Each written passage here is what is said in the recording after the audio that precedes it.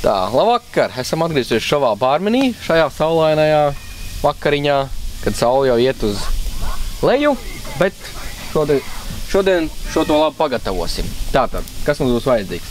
Ņemsim old fashion glāzīti, jeb viskiju saucamā. Šeit ir paši lasītās zemenītes, var parādīt tomā, uzreiz atšķirību redzam no Polijas zemenēm vai no kādas citas valsts. Tātad, kas mums būs vajadzīgs? Es ņemšu šīs zemenītes. Ņemšu saucamo stampiņu, ir speciāli bāra stampiņu, tāda ir mazām. Ja nu kas, varat Rīgā iegādāties saucamajā Gemos veikalā, bet nu, tātad ņemsim pirmā darbība šo te, sastampāsim, bišķi, lai ir kaut kas vasarīgs. Izskatās pēc ķīsela, bet nu,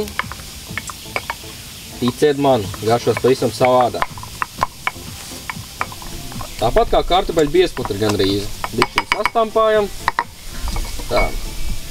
Nākamais, ko mēs pievienosim, būs dzirkstošais. Es nereklamēšu marku, bet dzirkstošais. Vai nu šampanietis, vēl šajā vietā var arī izmantot baltvīnu. Atdzesēt, protams, viss ir atdzesēts. Nu, es šoreiz ledu neizmantošu, man būs vienkārši, tāpēc, ka ir atdzesēts dzirkstošais. Ledu nelikšu, tātad vienkārši ņemam pa lautinietisko. Nav ko. Vienkārši pievienojam šampanieti, ko latviskā valstī mums to sauc. Bet, nu, tas vēl nav viss.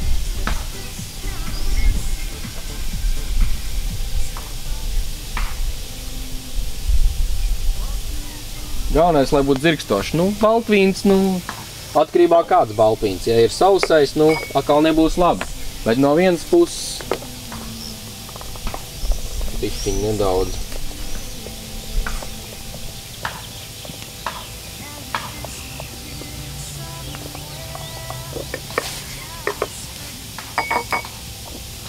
Un vēl beigās.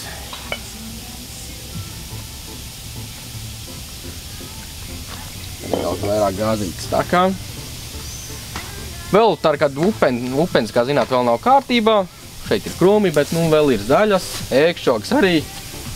Tā kā pagaidām no zemenēm varam, bet vēl labāk ir pievienot kaut ko saldenāk. Vēl vīnogs būs kārtībā, bet tas uz septembra pusi vairāk. Tā kā labāk ir pirmais, kas vajadzīgs, svaigums no zemenēm. Protams, tagad šis kokteils izskatās tā kā ievārījums būtu sajaukts ar ūdeni, bet garš ir pavisam savādāk. Tāpēc pirmais, kas nodegustēšu, būs šeit. Darbā nav jābūt, tad droši. Pilnīgi. Nu, tā kā saliem kokteils, tikai šķidrākā veidā.